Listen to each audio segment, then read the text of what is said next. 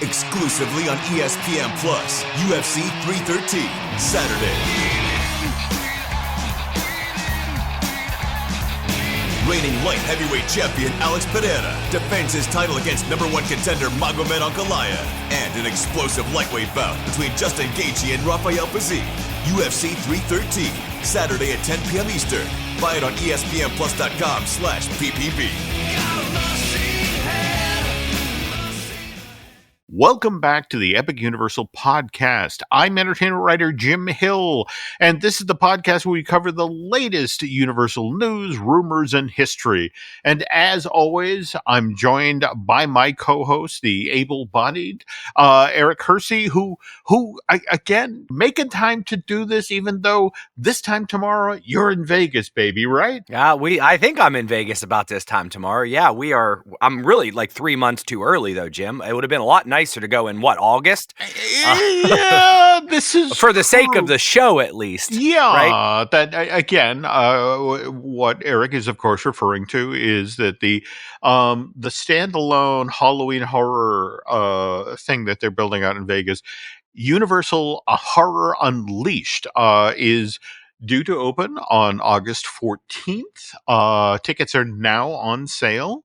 And when you and Lauren are in town, you're gonna slide down there and peek over the fence? Is that the plan? I think that's the plan. Now, granted, Lauren's kind of running the trip here, but I do know that we're doing some type of bus tour going back and forth. So I think we can jump off a million different places. So if I know where it's at, we can find out and peek through, and maybe I'll find somebody with a badge and see if they'll just let us in for a sneak peek. But I doubt that'll happen. But it's I guess another reason to go to Vegas come August, right, Jim?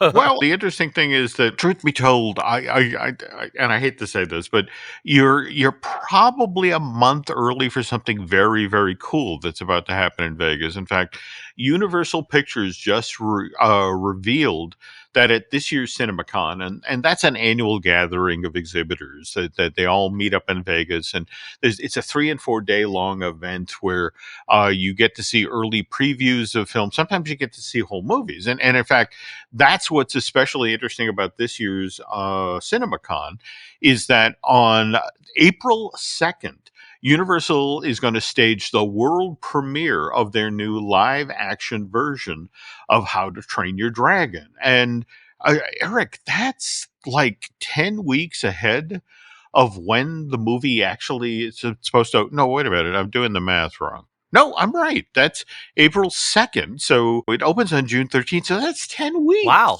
That is that normal, Jim? I don't ever remember like a debut being that. Like usually it's maybe a couple weeks if lucky, but I'm thinking it's usually the Thursday night, and then we get to see it on like a Saturday or Friday. No, and more to the point, a movie that is as effects heavy as a live action How to Train Your Dragon is. The fact that it'll be in good enough shape to show the exhibitors.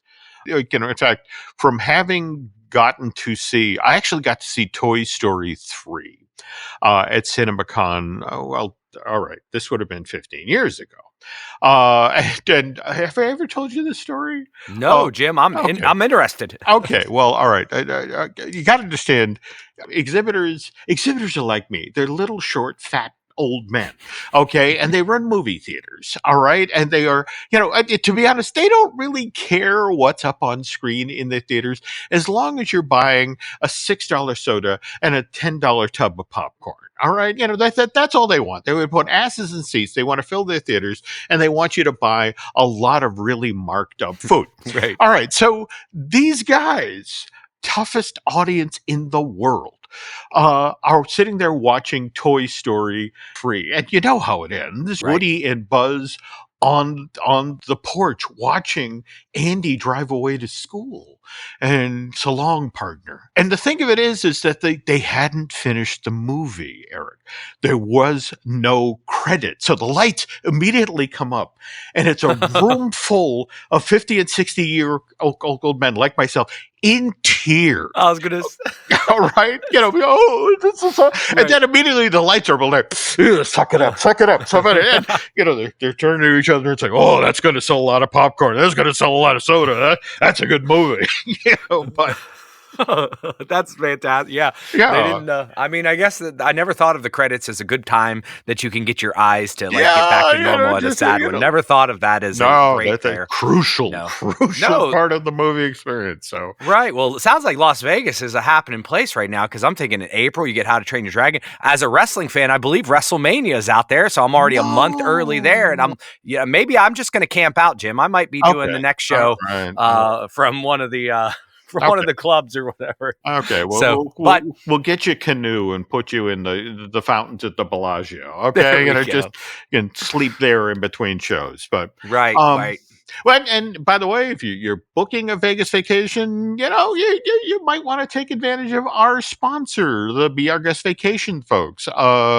Which, by the way, I want to remind you because we'll be talking about it extensively today. The Epic Universe Park, which again, first brand new theme park of size to open in the United States in a quarter of a century. We're 76 days out, Eric, is that correct? At the time of this dropping, yes. Wow. Okay. So, so again, that's opening at 7:60. What are you waiting for? Contact our friends at BRGS Vacation to book your next vacation to Universal Studios. As a platinum level earmarked travel agency, the BRGS Vacation folks, they specialize in providing concierge level service for trips to Universal Orlando, Universal Hollywood, the Disney parks, cruises, and so much more. Hey, like Vegas. So visit beourguestvacations.com today to get started. And don't forget to tell them that the Epic Universal podcast sent you. So, all right. So as we now move into the news portion of the show, Eric, you have a crazy amount of news about Epic Universe this week. Jim, it's funny because, to get behind the scenes a little bit, we record a couple episodes early throughout the week, and it was like the one dropped, and then it was just boom, boom, boom, boom, boom, boom news. Yeah. And I'm thinking to myself, we're going to have to do an exclusive because at this point in time, we're going to have an entire show of news. So that's what we have. And by the way, and I apologize, folks, for those 5 Mom Pa Kettle fans out there. We do have our feature about Mom Pa Kettle's petting zoo that was at Universal Hollywood back in the 1960s. But again, because this tidal wave of news hit, we're going to push that to next week's show. So just want to say that up front for, again, you 5 people who are Marjorie Main fans. So, that's right. Well, okay. save the hate tweets. We'll be there next week. Don't worry. We will. But okay. you know where people are right now, Jim? Where are they? There are people in the actual Epic Universe Park. It has started. The flyovers, we have images of people actually in the park, and not just, with hard hats. Mm-hmm. We're talking the team member previews actually started as of today. Mm-hmm. And I don't know much about this. Like this, obviously, this is like one of the first times I'm witnessing a brand new opening of a park with my fandom coming in 2014. I've heard of lands, but this is a whole new deal. So how does this all work, Jim?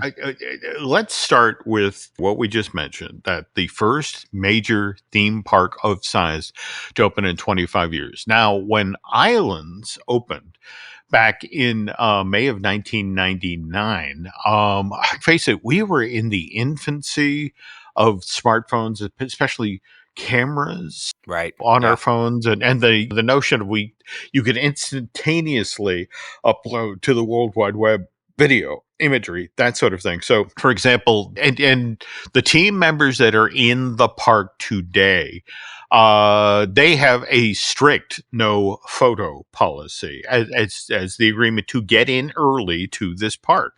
So no photography, no videography, no video calls. And more to the point, they catch you. You are automatically removed from the park and possibly face disciplinary action at work. Yeah, this is pretty severe, Jim. I mean, that was my question is, all right, so I can imagine if you're in this first wave, you know what's up. You're like, don't do anything stupid. Yeah. Now, the second wave sounds like from March 9th to the 14th. That's when the friends and the family previews start. Do you think they're going to have those same restrictions? Oh, I would imagine so. In fact, what I'm going to be fascinated by is how they enforce this. Now, I'm going to Right. assume that they're wanding people as they enter the park, and I wonder if they have you heard what Dave Chappelle does to prevent his shows from, for people from putting up clips of his stand-up performances and that sort of thing. He literally has people surrender their phones, and then they are placed inside of I want to say metallic envelopes that you have to collect at the end of the show. Wow, I have not heard that. That sounds like my kids' high school. They basically put them in in a basket at the very beginning when they walk in the classroom. It's Oh, that okay. no, that sounds reasonable. Hmm. I mean, I guess you're not going to get much user action on the app, which we'll talk a little bit about later. Oh, But true. but for the most part, I just think to myself, all right, I'm going to bring my brother, and if Hmm. my brother grabs a phone and snaps the pictures and sends it right, and Hmm. then I'm going to get disciplined for it. That's like, you better trust who you're No, no, taking. no, no, absolutely. Trust who you're taking, because that's going to be but secretly I kind of hope to see a couple pictures come out. I do as well, but at the same time, I want to point out to all of our listeners here that don't forget about your Uncle Len, That's it. who's down there in celebration, for God's sakes. If you have an extra ticket and want some interesting facts as you stand in line about Q theory, bring along Mr. Testa. I'm just That's saying. it. He can Yeah. keep a secret, right? He It's can keep, like, he's not going to take pictures. He's not going to there do we anything go. inappropriate. So There we reach out go. to Len. He's on some type of social. So Okay, so just to review here, the ticketing process actually began last week on February 26th, and the other, let's be honest here, there's a reason they're letting the team members and their families in early, right. because, and in fact, you you underlined, circled, and indented this part of it, that as we move forward in this park, actually opens to the public like a team member ID, which, again, you show that at the front gate. You're getting into Universal Studios Florida, you're getting into IOA. Not going to work for admission Right.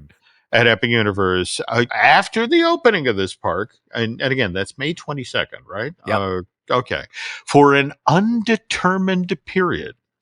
Now, I want to stress here that once upon a time, the very same rule was put in place for Disney's California Adventure, because Disney was so, they actually told the Imagineers, they told the cast members, okay, now just understand, you're not getting into this park. This thing's going to be so popular, so busy. Don't plan on getting in here for months. And I want to say 3 weeks in, they're like, did we say you couldn't get in with your ID? Oh, bring your friends, bring your family, bring your wallets, especially. Oh my God, there's nobody here. Once you said California Adventure, I knew the end of that story. There we go. No, so we'll see how that goes, I guess. It'll be interesting, but that they're letting them in now so they can see it. They can be the first to see it. But if you want to see it after that, you better pay, just like us. This is true. This is true. But again, I'm going to be interested to see how long this undetermined period lasts. So, moving on now. So we have a map. Is that correct? Jim? Do you still have the app on your phone? Because I phones typically, I have an iPhone and it'll delete it after inactivity for a while. So I had to hit the button, re-download it, and pulled it back up. And you get to play around on. Basically, you get to pretend you're there. You get to look at. You get to zoom in, zoom out, look at all the stores, the restaurants. I mean, it's nothing new in this, but yet if you're, it was taking over my news feed, I think on X the other day, is just like the map's out. So we're really excited about anything and everything right now. Oh, no. I mean, again, you never know when somebody's updated a ride description or that sort of that weird little detail that will suddenly like, oh, that's new. That's interesting. But I mean, you were saying you've eyeballed this. No real major surprises, right? It's original concept art, which cool concept art, but it's still concept art.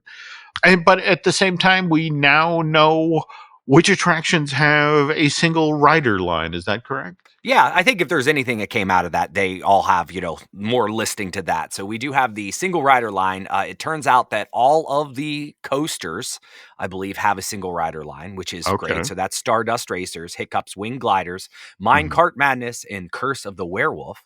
Okay. But there are also Harry Potter and the Battle of the Ministry, Mario Kart Bowser's Challenge, and Monsters Unchained, the Frankenstein Experiment. All have single rider lines, which is good for all of us, I think. A single rider line is nice. That keeps the efficiency up for Mhm. those in the ops and for people like myself and my family who just said, we'll split up. I think we did Velocicoaster pretty quickly on our last trip because we're like, we don't care who we sit next Oh. to, and they just Mhm. skip you through the single rider line. So Clever, clever. Now, just to be clear here, and again, you have to remember the other thing of the team member previews and bringing in their friends and family is this is when the team members are actually assigned to work to the individual attractions are getting their feet wet, so to right. speak. I mean, they are learning how to actually physically operate these parks with crowds of size. And so hopefully by the time we get to the 22nd, they'll all be veterans at this.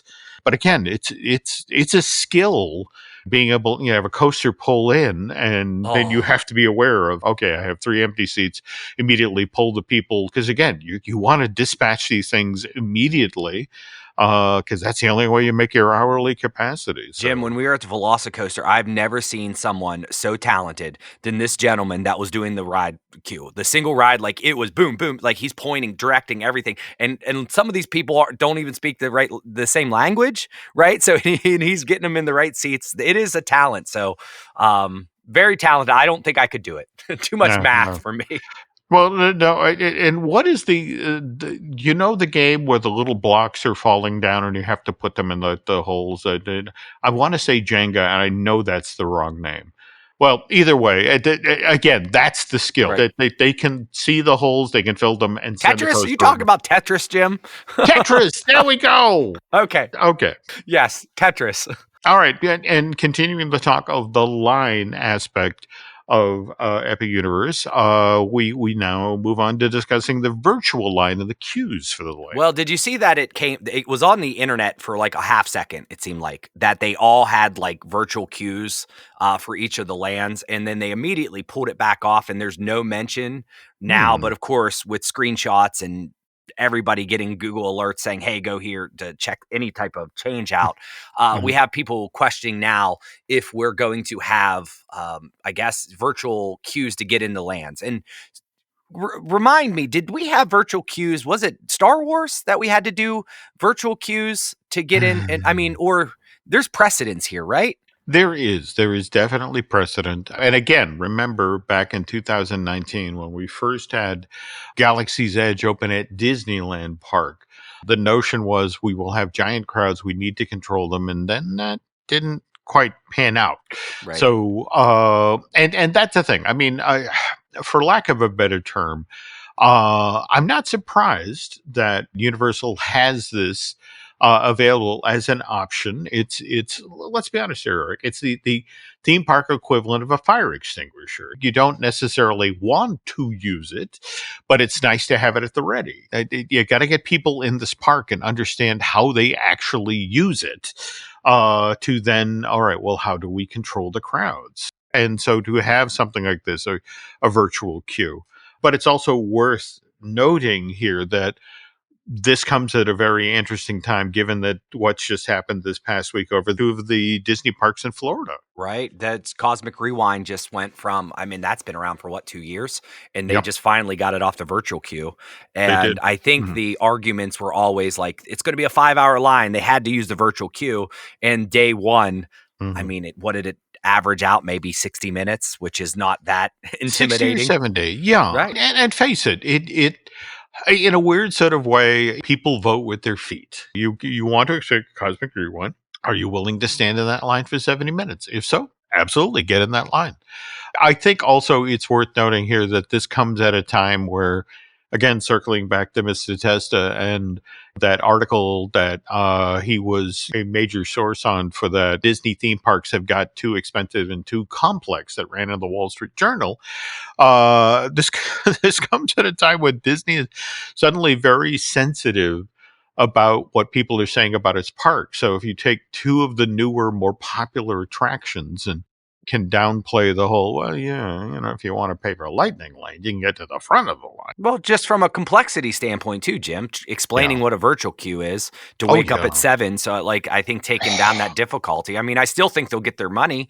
They'll people are still going to get your money. Yeah, they're going to jump the line, but at least they took the complexity down. So we'll see how that works with Epic, if they're going to do like the virtual to get in the lands. I don't know. I mean, I kind of hit myself in the head right now because I'm a web designer. I can go do back end tools to see if they just hid that little button, if it still exists on the back end of their website. And I'll probably do that after this to see if they like really removed where it said that, or if it was just kind of hidden with their with code. So I might use my skills for some detective Love to work. hear what you find out. And speaking of the monetary side of going to Florida and vacationing, the parks, we also have information about the new ticket and vacation packages that are being offered associated with the opening of Epic Universe.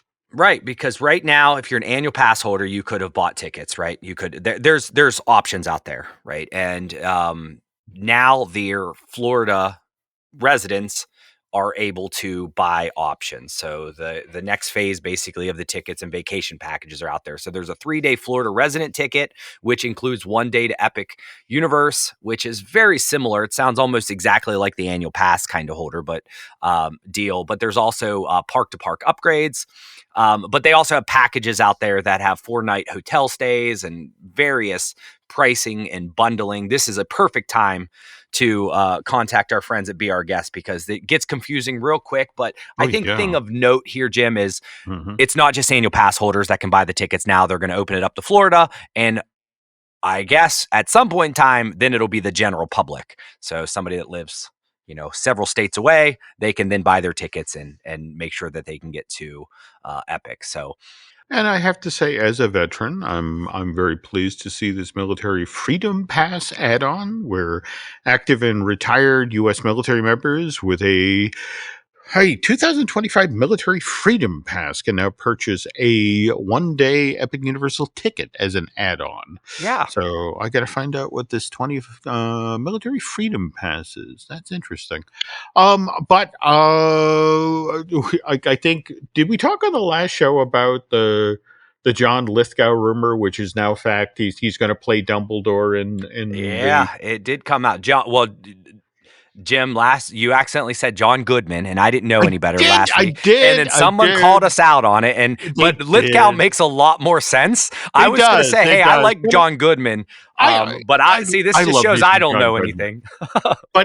But he actually, John Goodman would actually make a pretty good Dumbledore. But anyway, he'd be all right, Hagrid, right? I'd be like, oh my God, better. Maybe we can break that story. Maybe that's what's actually happening. John Goodman is Hagrid. Okay, so by the way, a quick side note. What was his name? Chris Columbus. The director of the first 2 Harry Potter movies. And you also have to remember that Warner Brothers wanted a name star in the film because, face it, little kids, unknown kids, Daniel Radcliffe at 5 or whatever his age was going to play Harry. And they wanted a couple of stars in the movie. And Chris Columbus had worked with Robin Williams previously. Oh. And so he went to them and said, I think I can get Robin for Hagrid. And they went, oh, that would be great. And they went to J.K. Rowling, and she was like, no, this is an English story, and I need an English cast. And Robin Williams is a very talented gentleman, but he is not. He's not English, and that's how we wound up with Robbie Coltrane, who, by the way, was a wonderful Hagrid. Oh, he was the best. The best. But anyway, back to Harry Potter. Can you talk about this Wizarding World of Harry Potter exclusive package as well? Because that I think for some families, this is going to be something they want to check out. Well, yeah, maybe. And it's a good time to go into that. It's a 4-night hotel stay. It's 2-day park to park ticket with 1 day of Epic. But there's a breakfast at the Leaky Cauldron and the cafe over in the Ministry, France. I'm not going to even try to pronounce it.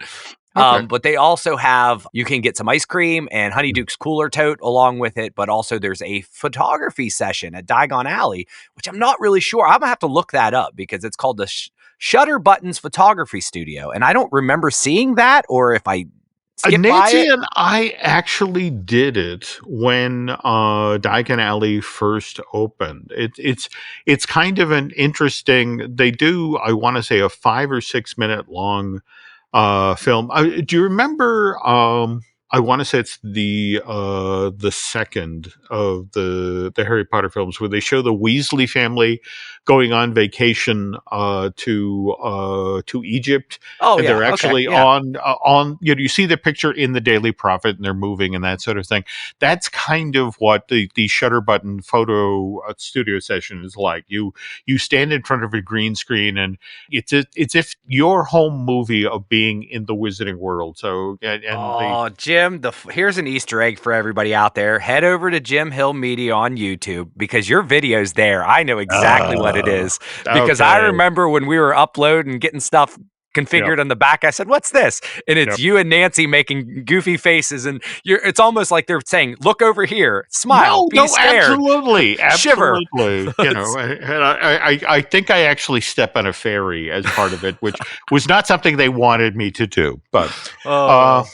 But anyway, so I have to say, you get early park admission into the Wizarding World as part of this exclusive package, and just the 2 breakfasts at the Leaky Cauldron and Cafe de l'Air de Lune Serene. I'll let you do it every time. No, I won't do it. I blew it. I have to admit, for Potter fans, that sounds like something they should check out. Yeah, no, I agree.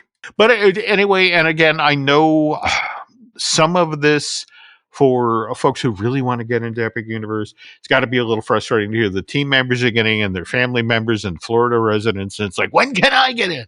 And it's like, well, general public single day tickets to Universal's Epic Universal theme park are supposed to go on sale in the coming weeks. That's what they're saying. That's the vague statement, Jim. So, okay. I mean, we're getting there, right? We're moving through the line here. I mean, nobody really can get in until May 22nd anyway. So all true. But again, just face it, it just in one podcast we've thrown 2 vague phrases at our listeners. In undetermined period and now coming weeks. Right. So I apologize, and by the way, I also apologize because we're going to go to break here for a second. But listen to this ad, and then we'll be right back. My dad works in B2B marketing. He came by my school for career day and said he was a big ROAS man. Then he told everyone how much he loved calculating his return on ad spend. My friends still laugh at me to this day. Not everyone gets B2B, but with LinkedIn, you'll be able to reach people who do. Get a $100 credit on your next ad campaign. Go to linkedin.com/results to claim your credit. That's linkedin.com/results. Terms and conditions apply. LinkedIn, the place to be. Every cup of Nespresso coffee is an invitation to transform your morning routine into a ritual you can treasure each and every day. Using the Virtuo Pup, a simple touch of the button freshly brews bold aromas and a rich, velvety crema layer for delicious cafe-quality coffee at home. Whether you enjoy your coffee hot or over ice, every sip, every morning is unforgettable. Nothing tastes like Nespresso coffee. Visit Nespresso.com or our app to explore our full range of easy-to-use machines and coffees not found anywhere else. This episode is brought to you by State Farm.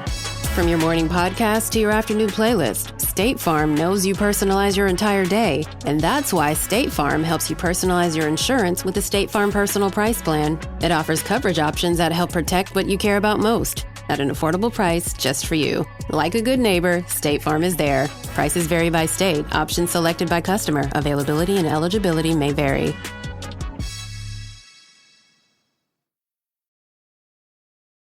And we're back, and we're continuing with our news rundown of all the cool stuff that Eric has learned about what's going on with the Epic Universe Park. And so on last week's show, we were talking a bit about the island of Berk and what is and is not going to be in there. And you have confirmation of something. Is that correct? Yeah. So we've plugged it before. It's a nice little podcast to listen to. Maybe comes out maybe once a month. It's the Discover Universal podcast. It's their official one.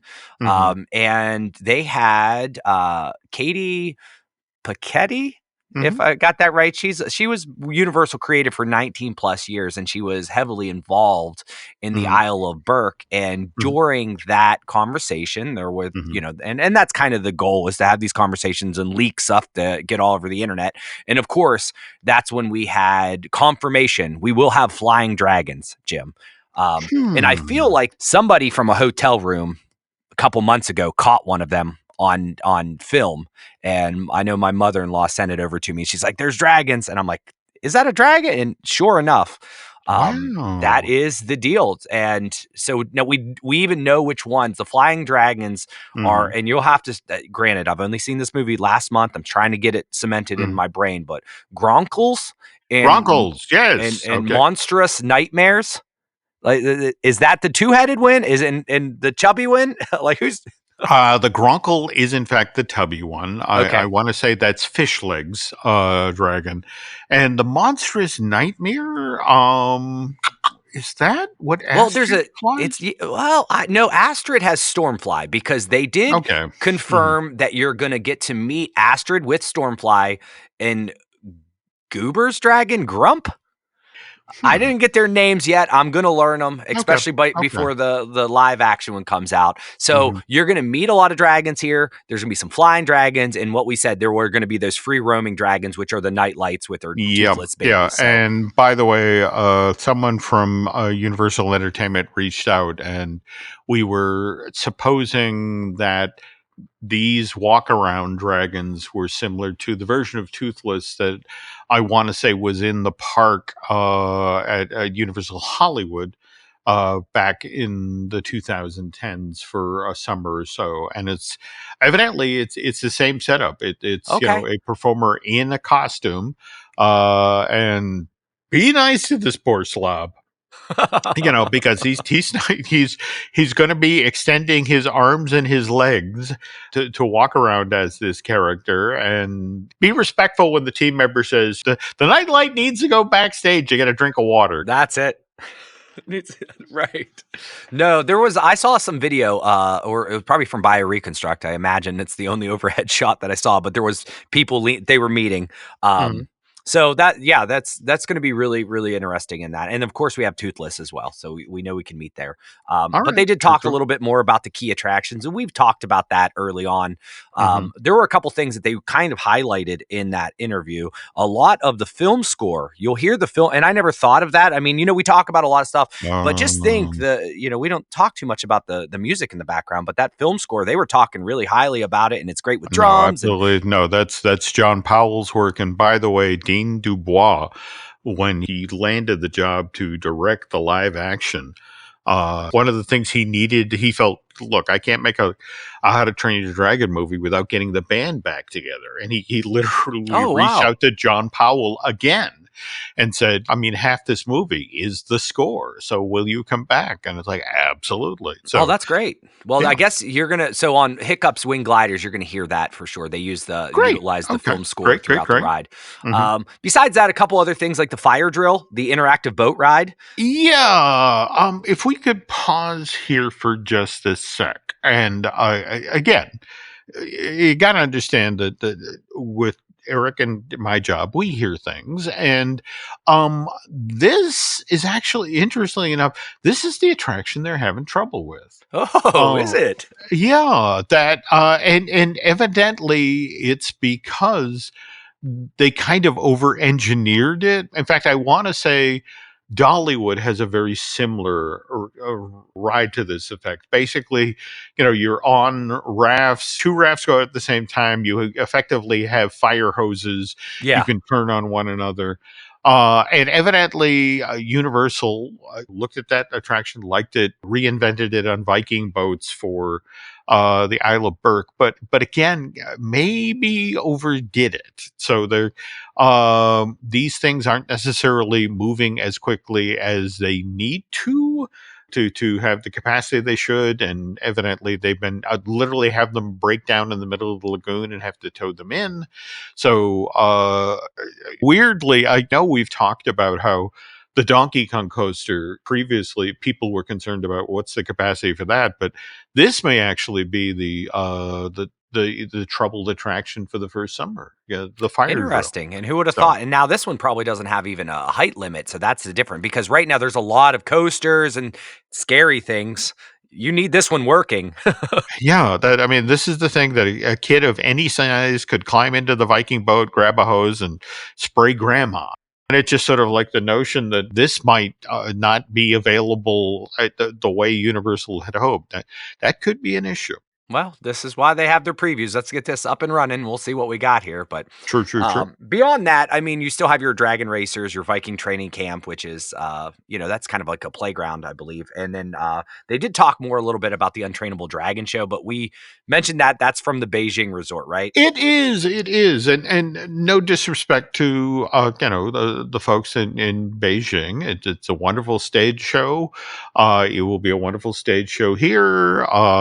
You will have a toothless that's flying over your head as you're in the audience, so you will be oohing and eyeing.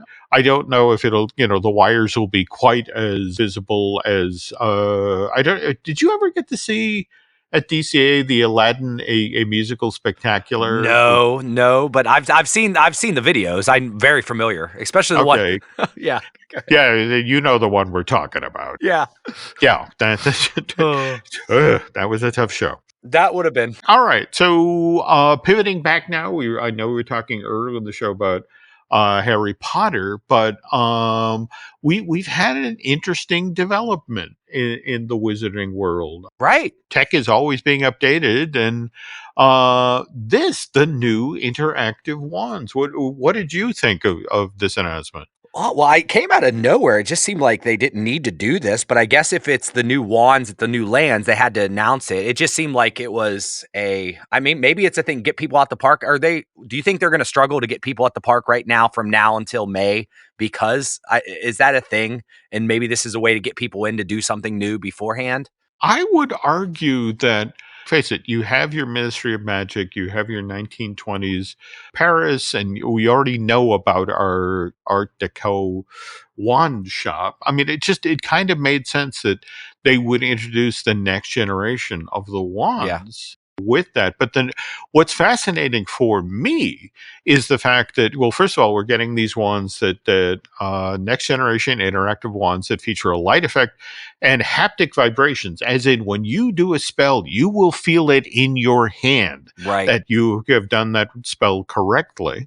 But it's the notion that they went back and revisited a lot of the interactive spots that are already over in Diagon Alley and Hogsmeade Village, and updated them, created things, new spots, and in fact, did I read that correctly? There were 3 or 4 brand new spots just in Nocturne Alley featuring new. And again, you're in there with the Death Eaters, pal. Right.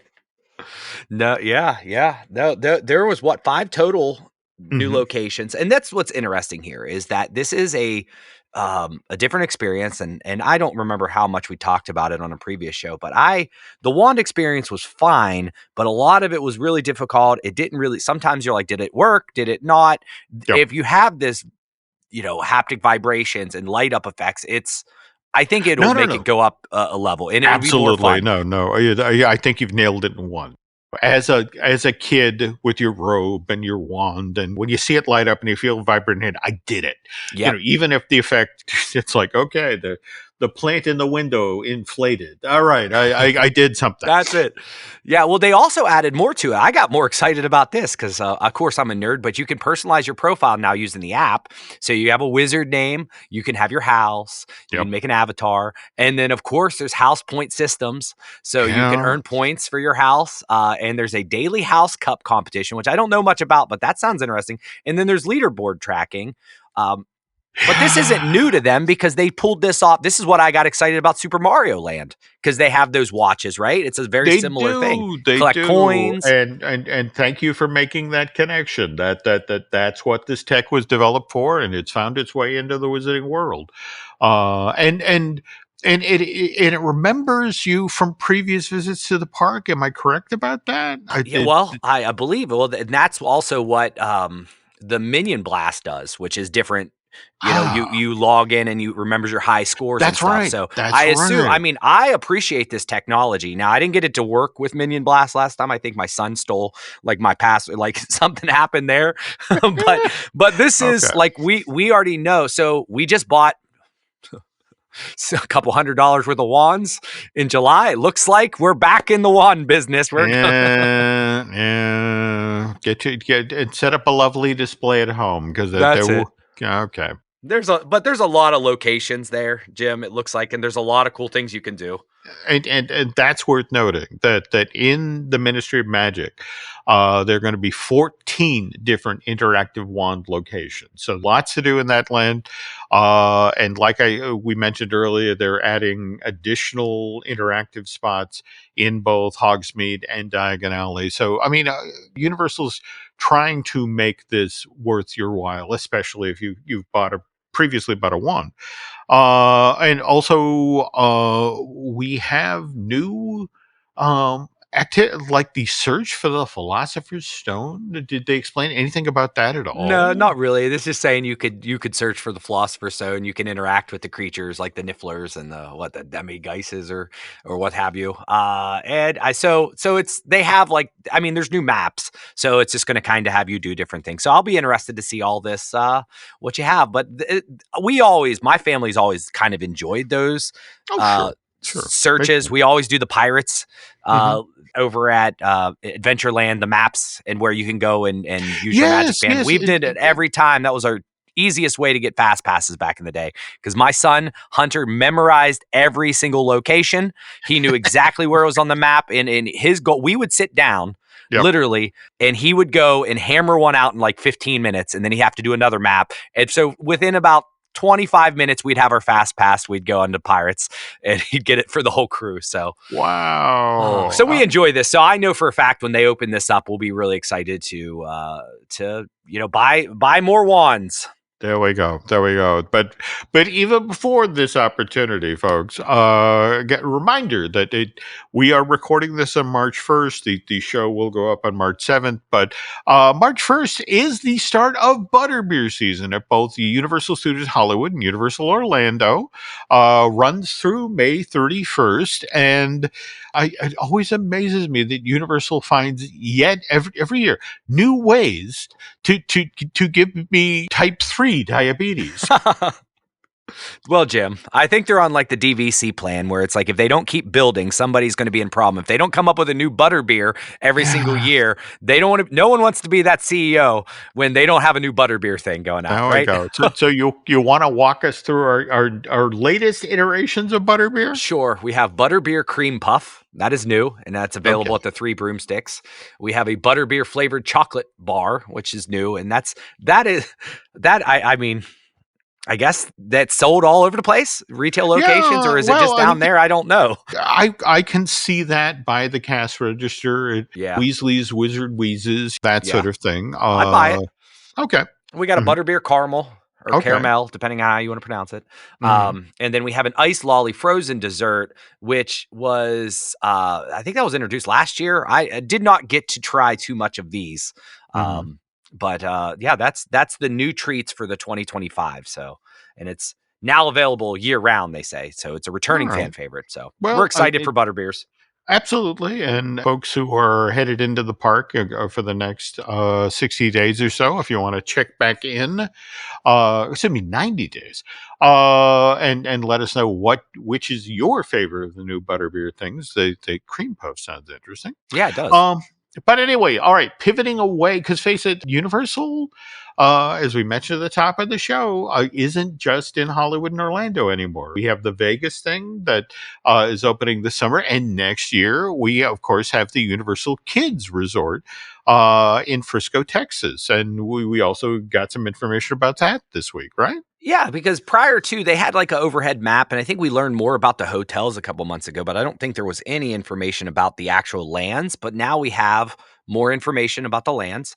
Okay. So we have SpongeBob SquarePants Undersea Adventure. So that is going to be fun. I love that you could get a boating license. So does this mean we get to interact with Mrs. Puff? Oh, maybe. And stress her out and have her explode? And also that they're going to do the beach, Goo Lagoon? Is that what this is?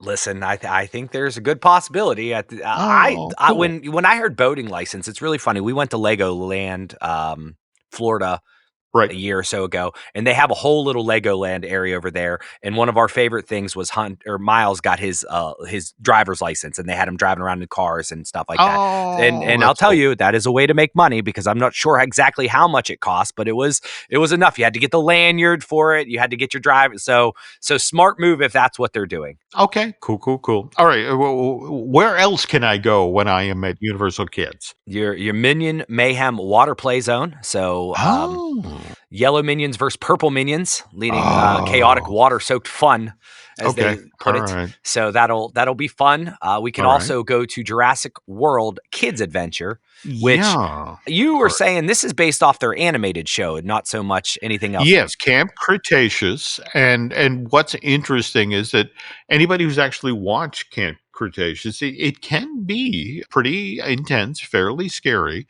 But again, this is a park that's young families, the mom and dad and kids 6 to 8 and below. So again, interesting here. The young explorers meet dinosaurs up close. Yeah. Okay. So it could be a play zone. You could see that, and from there, you have Trolls Music Festival, which you get to meet Poppy Branch and friends. So this sounds like a sing and dance type situation, which would be fun. Most of these parks have some type of, I don't know if they'll have a stage show or not, but Puss in Boots Fiesta and Kitty Adoption Drive. Yeah. I wanted to ask you about this because you and the family have been into DreamWorks Land, which has that Puss in Boots, sort of video wall thing, right? It's very interesting. And Miles never. He always goes over there and wants to play in there. I think I took a good nap while he was chasing kittens and spraying them and stuff. And it's an interesting. They're going to have a little bit more than that. But if they had several of those, I could see that being a pretty fun land. And that's what it sounds like it could be. It says sideshow games. Right? Yeah. I have to admit that, in fact, you have 2 more of these things to describe here, but I can't help but think that the Puss in Boots, the Gabby Dollhouse, and the Shrek Swamp Playground, I think we're going to see an artful bit of recycling from DreamWorks Land, or at least some components of this traveling from Orlando to Frisco, Texas. Not necessarily a bad thing. No, I think so. Yeah, and you have you get to meet Gabby, which you can meet. I think we did meet Gabby down in Florida, and it looks like just Playland. And then, of course, we have Shrek's Swamp Playground, which is probably it's probably one of the top things at DreamWorks Land. I mean, Miles spent a lot of times going down the fart slide, so it was a good time. Pinocchio was great. No, you're familiar with that, right, Jim? You go down the slide and you have. I missed the fart component, but okay then. No, it's real fun. No, but it looks like it's you can meet Shrek, obviously. But you can stomp, ride, and laugh in ogre size adventures. So that is Universal Kids, and it kind of sounds exactly what the name says. That's what I would envision. No. And again, going to be fascinating. It's interesting you mentioned Legoland because in a lot of ways, a lot of folks in the industry look at what Universal Kids is and think, okay, this is Universal stepping into the Legoland space, creating regional parks aimed at smaller kids. And yeah, that's what it sounds like. So now, speaking of Shrek, we did just get our teaser trailer for Shrek 5, which, again, want to remind folks, coming out December of 2026. So we're a ways out from it yet. But the big news is we got to meet, or at least see and hear her say gross, Shrek's now grown-up daughter, Felicia, who is going to be voiced by Zendaya, who is the busiest actress in all of Hollywood. So I don't know how they're getting her to do this, during the 5 minutes she has free.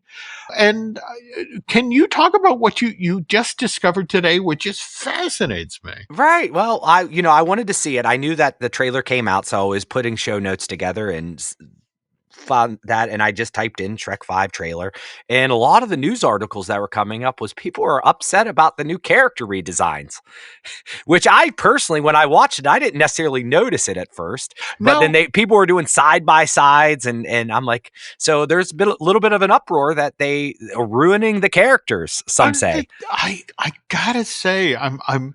What's the old cliche? There are people who would complain if they were hung with a new rope. Right. I mean, look, were you paying attention when Puss in Boots: The Last Wish came out like a year or so ago? Because Puss in Boots didn't look the same as he did in the various Shrek films he appeared in from 2 forward and his own original standalone film. This is what you do. The people at Pixar have just recently been talking about the fact that, again, they're making Toy Story 5, and the rigs, it's not a question of, go back and reuse the rig from, 1995 that you had for Woody or Buzz. Or it's like, no, technology has moved forward. And I thought, I noticed in a look right off the bat, I thought they looked good. I thought they looked more cartoony, less CG. I'm funny this way. I'll wait to see the actual movie before I start complaining about it, as opposed to, oh my God, I got to see 30 seconds worth of trailer and you've ruined my childhood. That's what it sounds like. Right. Well, I mean, it wasn't. And when people were comparing it to the Sonic the Hedgehog deal, that's a little far-fetched for me, because I could see the Sonic deal where people were like, yeah, this isn't close enough to what I remember, but I don't think we're even close. I didn't even notice it. Now, granted, I don't have the animation eye like you. Like, I'm just like, it's Shrek. It sounds like Shrek. He's green. Good to go with me. I've missed, I thought Shrek down at DreamWorks Land was, Mike Myers before. So like, I don't have. Okay. We'll take it. All right. I believe it or not, folks, we still have even more news. But before we get to that, we, again, got to stop and do another ad. So hang in there. We'll be right back. Hey, it's Bill Simmons from the Bill Simmons Podcast here to tell you about Michelob Ultra Courtside. It's getting fans closer to the NBA with a chance to win prizes like courtside seats, a trip to All-Star Weekend, and much more. Check it out at MichelobUltra.com/courtside. Michelob Ultra Superior Access, Courtside 24-25 sweepstakes, no purchase necessary. Open to U.S. residents 21 and up. Begins on October 1st, 2024. Ends July 1st, 2025. Multiple entry periods. Visit MichelobUltra.com/courtside for free entry deadlines, and official rules. Message and data rates may apply. Void where prohibited. Business taxes. We're stressing about all the time and all the money you spent on your taxes. This is my bill? Now Business Taxes is a TurboTax small business expert who does your taxes for you and offers year-round advice at no additional cost, so you can keep more money in your business. Now this is taxes. Intuit TurboTax. Get an expert now on TurboTax.com/business. Only available with TurboTax Live Full Service. And we're back. Okay, pivoting now to Hollywood. We have an update on the Universal Fan Fest night. Again, this is happening on select nights, April 25th through May 18th. And that's news that due to demand, an extra night might be added at event. Yeah, Is that true? that is true. That's looks like it's doing pretty well, which is great signs, because if it does good over there, it could do good somewhere else. Okay, interesting you bring that up, because in the Disney dish that Len and I posted Monday of this week, Mr. Testa was sent a survey for Universal Orlando that evidently got sent out to folks looking for their thoughts on if we did a Fan Fest event in Florida, and which IPs would you like to see at this event. And Eric, they sent them like 60 different IPs. Oh my god, Jim! I'm really angry. I didn't get the first cut of this episode to listen to yet, because I need to know who these people are. What were there any interesting names? Like anything that was obscure? I want to say that's the thing. Len was working the top of the list, and I was deep down in it, and it's just sort of like, the Terminator? Really? Interesting. Come with me if you want to go get a slushie. Or a churro. Well, let me ask you this. Was Elphaba and Glinda on there? I did not see that, though. And by the way, folks, again, I want to stress here, we're recording this on Saturday, March 1st, and it'll go up on the 7th. And obviously, in between there is going to be the Academy Awards, which are happening on Sunday, March 2nd. And there's a lot of folks who believe that Wicked is going to take home some awards, and maybe some awards of size. And again, we're not talking about it because we're recording too early. So I promise, once Eric gets back from Vegas and checks in about what he saw over the fence with the Eric Universal Horror Unleashed, we will definitely talk about what did or did not happen for Wicked. So, but as you were mentioning, that they've added, and they're literally calling this the first ever Universal appearance of Elphaba and Glinda as walk-arounds. Well, I mean, they were, but maybe it's more like a guaranteed, because when they were here in Orlando, it was kind of like a pop in, pop out. Like we were hoping to see them, but they weren't there frequently enough. And I think it was just almost for publicity of the movie. Now I think this will sell some tickets.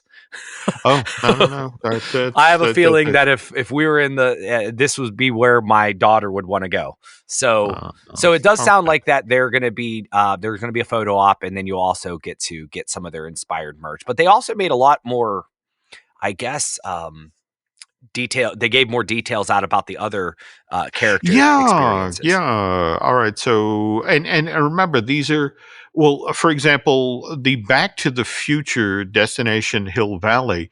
I mean, you are literally going down to Courthouse Square, and you're going to be able to walk around in that space.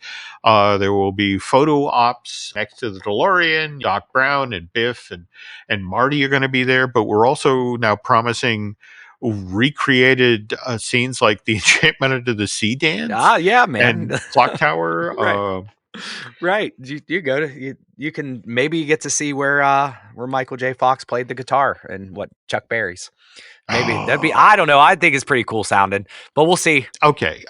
Just a quick story. And I know this show is crazy long already, folks, and I apologize for that. But I got this story from the late, great Imagineer David Mumford. And it's 1984, and he's in Hollywood one night, and he sees all these people in 50s clothes. And it's like, what is that? And so he parks the car, and he walks up to, I want to say it was a VFW, because it had to look like a high school dance from that era. And they were shooting the Under the Sea dance and that's his introduction to Back to the Future. He just stumbled upon them shooting that scene. No way. And then the very next summer saw the movie, fell in love with it, and he and Bruce Gordon became like huge hyper fans of the film. But yeah, it'll be fun to see them recreating that. On the other hand, this Dungeons and Dragons thing, Secret of Waterdeep, I mean, I have to admit, I'm intrigued by Jim Henson's Creature Shop being involved. That's what intrigued me, especially, going on the journey over the last couple of weeks about Jim Henson and different things he'd made. But there's that. And then One Piece, we now know you can tell Alice. Literally why I bought a ticket to this thing, to take my daughter. So we're entering the One Piece world and meeting Luffy. Okay, that's cool. And the Straw Hat crew, also good. And we got photo ops and interactive character moments. We couldn't do a walkthrough like Star Trek. Right. Okay. Well, all right. Well, maybe it's super popular. Fine. I'm good. All right. Only traveling all the way from New Hampshire. No pressure. All right. Well, maybe they'll hear your cry and they'll put that together. But we got more Jujutsu Kaisen world. We kind of knew that we were going to be able to interact with nipplers and baby dragons. But there is a Hogwarts Always nighttime projection show. So they made mention of that. Okay. And then we get to meet Yoshi. I must have missed that because that seems fun. Yeah. Now, this is a walk around. And again, you got to remember a lot of this is tied back to Universal Studios Japan. A number of these things have already been introduced at that park and are finally coming stateside. So as I understand it, the Yoshi costume debuted there. But yeah, still excited to do it. Hoping Alice has a great time. That sounds great, Jim. I don't know if I'd be able to fly across the country because we'll be doing that later this year. But for the most part, I hope they have similar things like this when we're out there and trying out Hollywood for the first time. And more to the point, let's hope that they do in fact turn the key on the Orlando version of FanFest. This be a great addition. So. Right. All right, so now, and we have such lovely listeners, folks who, and in fact, when we put questions out in the world, they answer. Right. And we got a letter from Ashley because, oddly enough, again, I was talking about, Alice and I going out for FanFest and trying to decide, do we stay there on property? And if so, do we stay at the Hilton or the Sheraton? But Ashley had a different recommendation, didn't she?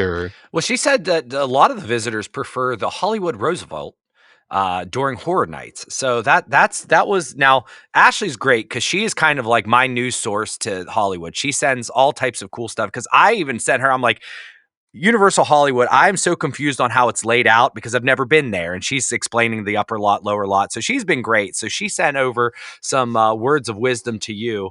Not only that, especially for when you go to Nintendo World, recommends buying and setting up your Mario bands the day before.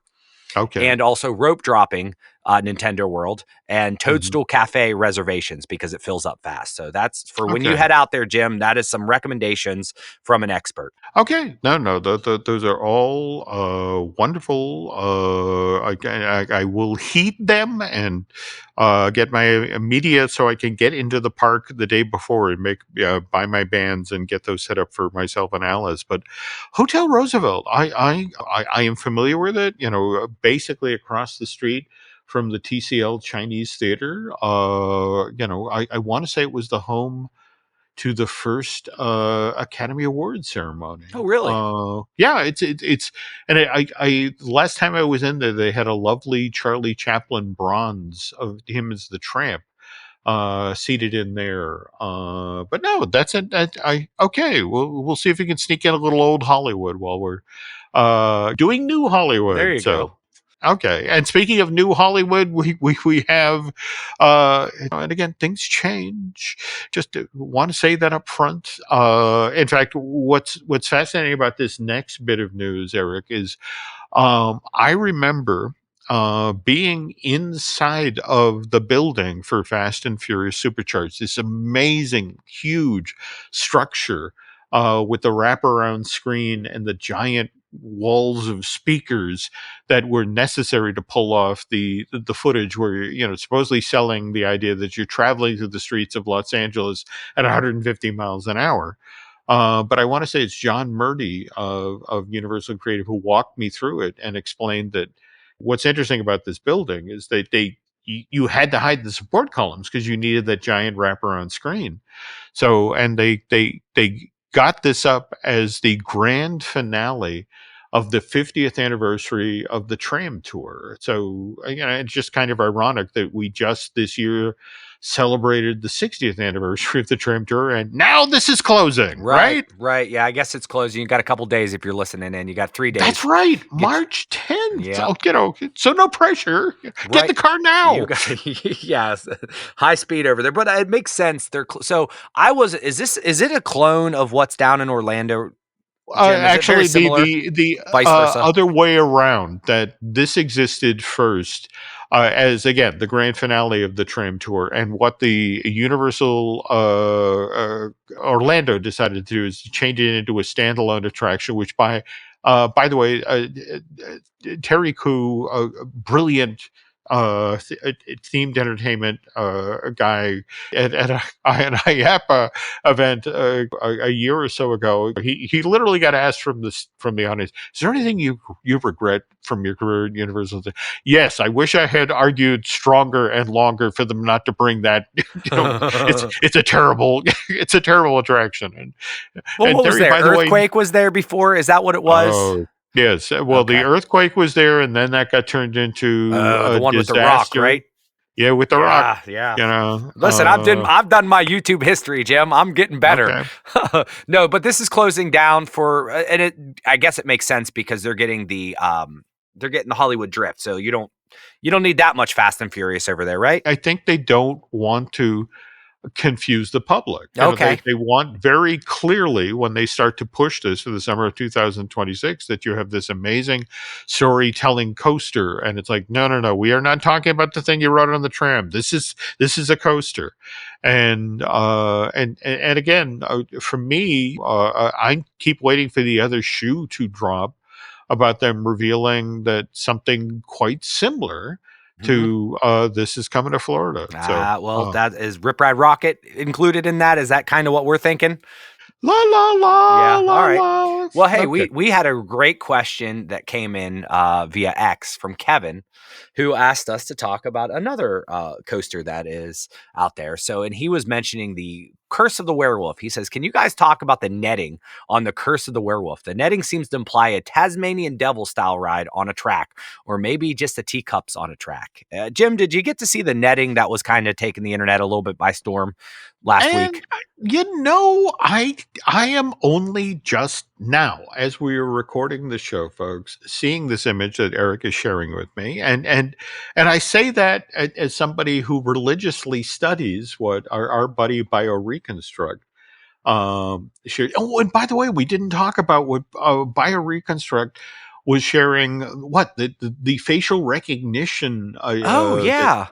That Universal is now, I mean, it's a thing now that it's up and running. And once you present your ticket and they scan your face for the rest of your time, whether you're vacationing there, you're a local, they know you. It's just sort of like, yep, you're you, come on in. And that's a stunning development. That is. And thanks for BioReconstruct for sharing that info with us. But yeah, I hadn't seen this to date, and I was sharing with Eric earlier. I have a good friend, Zane, who works in themed entertainment, for years and years now. Has worked on some of your favorite park stuff at your favorite parks, folks. But we'll move past that story point. But Zane was a very worked for the Universal Parks just as Islands Adventure was opening. And we're talking about netting around attractions. One day during the previews of Island Adventure, Zane has come through the port of entry. He makes the left. He's walking over the bridge, heading into Marvel Superhero Island as the Hulk is operating. And as he's on the bridge, suddenly in front of him, a phone flies out of the sky and lands at his feet and explodes. And it looks and realizes, oh, somebody on that thing just lost their phone. And then And literally went into, the trailer that, guys, I think we have a problem.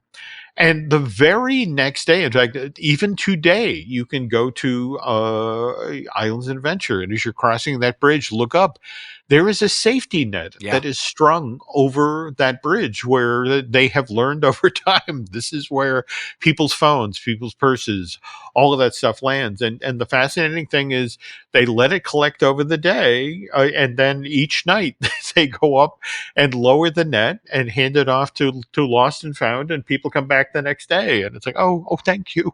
Right. Well, the funny, and that's so funny too, because, and this is kind of what I'm thinking here, is they're lockers, because with the Hulk and Velocicoaster and Rip Ride Rocket, they make you go through metal detectors to even avoid all that. But I mean, there's still ways that you can sneak through, or you have something that might not alarm, but yet would come down and crack somebody in the head and call a lawsuit. So no, that's it. Lots of hats always being dropped.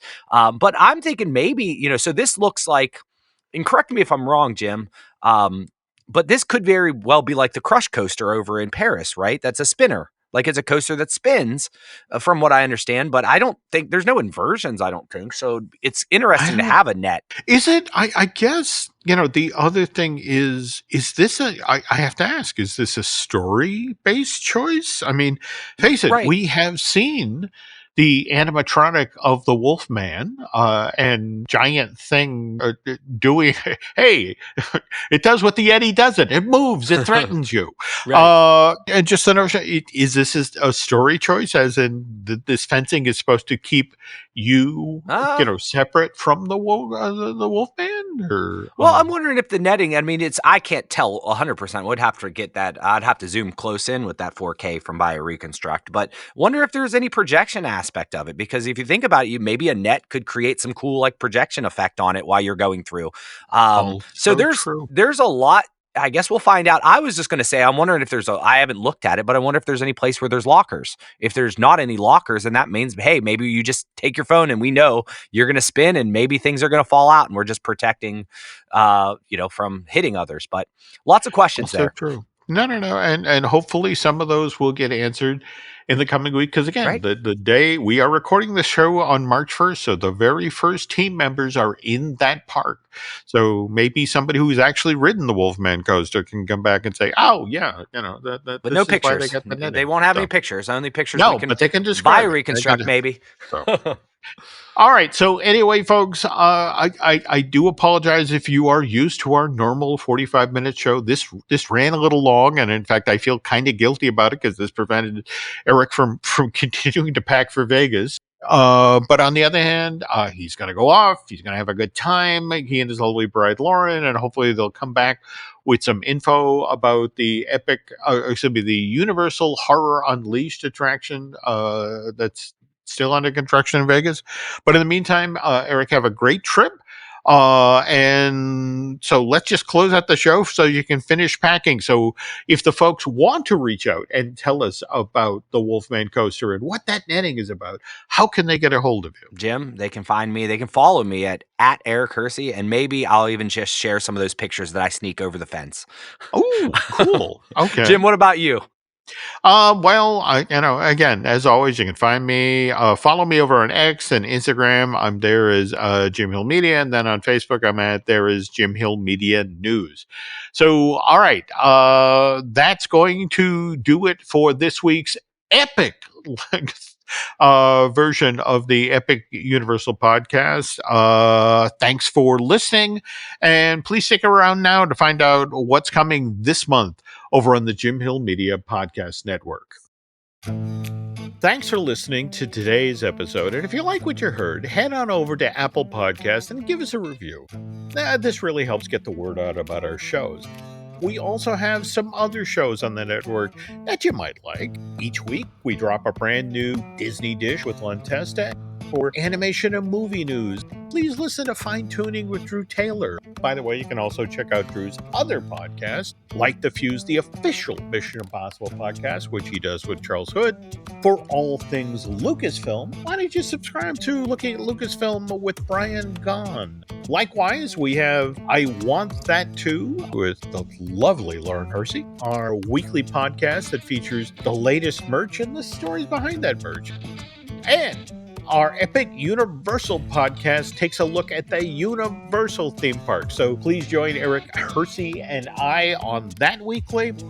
If you enjoy theme park history, we also host Manufacturing the Magic with Shelley and Noah Valladolid. That podcast tells the story of how we got the modern theme parks that we enjoy today. Join myself, Len Testa, and veteran Imagineer Jim Schul for our latest season of Disney Unpacked, our first ever video series exclusively for Patreon. These get released first Sunday of every month, and each month we release several exclusive podcasts to help support this video series. I want to thank everyone that supports the Jim Hill Media Network.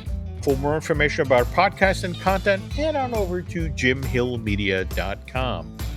So that's going to do it for now, folks. Thanks again for listening, and we will catch up on the next show.